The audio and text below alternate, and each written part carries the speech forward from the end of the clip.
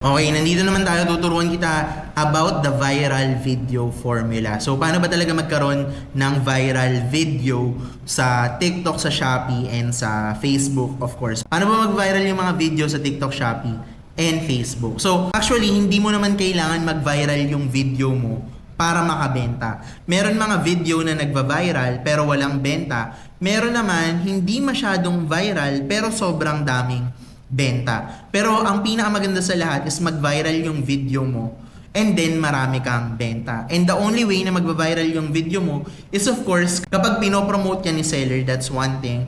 Or napakaganda ng hook mo and then tinatapos nung mga people yung video mo, nag-e-engage sila, and not only na nag-e-engage sila, bumibili sila dun sa product na pinopromote mo. So papakitaan kita ng example. Kung makikita mo dito yung mga contents ko, hindi sila nagva-viral. So makikita mo meron dyan 8 views, 45 views, 80 views, 181 views, 200 views, 300 views, 300 views dito sa TikTok. Pero dito kasi sa TikTok, it takes time bago ka magkaroon ng sale. It takes time bago ka magkaroon ng trending na content. So ngayon, mapapansin mo yung mga contents dito, wala masyadong benta yan. Yung mga products na merong benta is andito pa, dun sa mga in-upload ko pa from previous weeks and previous months. So papakitaan kita ng isang bagay na nag-trending and then sobrang daming benta. So meron akong pinopromote. Ang product na yon is yung Panoxyl 10% benzoyl peroxide. And pinopromote ko siya, prinomote ko siya or nag-create ako ng video. Sobrang tagal na. And then ngayon lang siya nagkakabenta ng sobrang dami. So ito yung video na yun, makikita mo meron na siyang 13k views. And then kumita ako ng more than 1,400 dito sa video na to. So nag-iisang video lang to, kumita ako ng more than 1,400. 13k views, more than 1,400. Meron ako isang video, nag 41k views.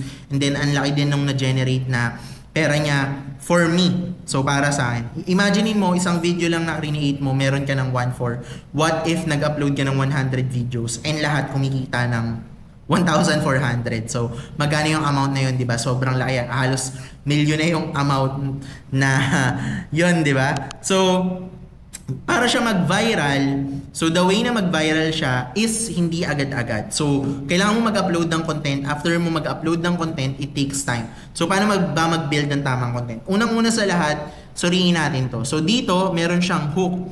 Yung pinaka-hook niya, hindi namamatay ang odor-causing bacteria.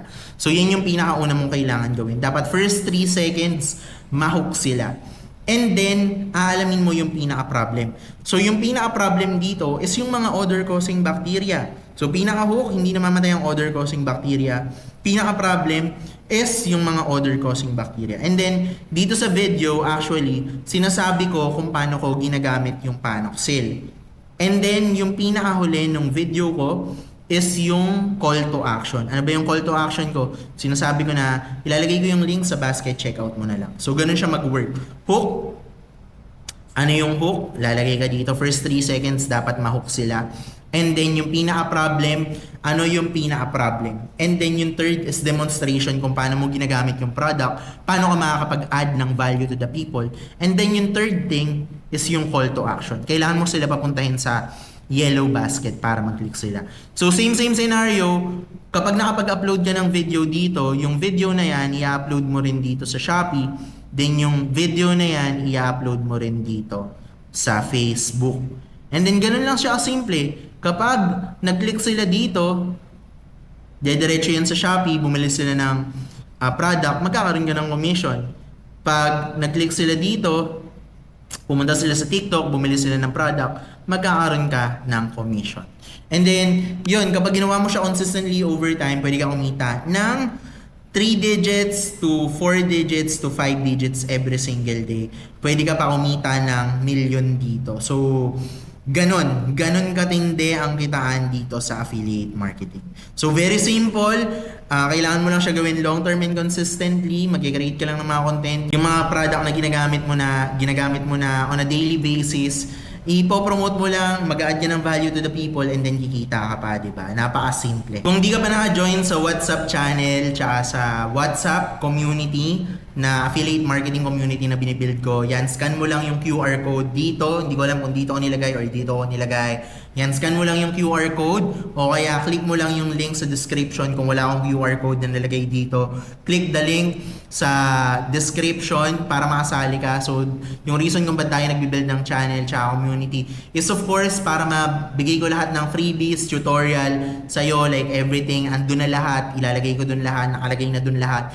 And then, yung community na binibuild natin is para magtulungan tayo, ganyan, and para makapagbigay tayo ng mga testimonial sa isa't isa, ma-inspire tayo sa isa't isa, and ma-follow din natin yung isa't isa. So follow mo na rin ako sa TikTok, sa Shopee, sa Instagram, tsaka sa Facebook para at least makita mo kung gaano tayo ka-consistent when it comes to creating content, and not only creating content, and para malaman mo rin kung paano tayo nag-create ng content, paano tayo nag-add ng value sa mga people. So, napakadali lang naman gawin yan. Mag-join ka lang sa community. Madali lang mag-follow. Subscribe ka na rin dito sa YouTube channel. Sobrang dali lang gawin. Pero alam mo yung mas madaling hindi gawin? Mas madaling hindi gawin. Wala. Alam mo yung mas madali ang hindi gawin. So, madali lang mag-join sa channel, madali lang mag-join sa community, madali lang mag-follow. Pero mas madali yung hindi gawin. So, wag tayong tamad. Ayan, support natin yung isa't isa. Maging positive tayo dito sa community na to. So, yun lang naman. Thank you so much.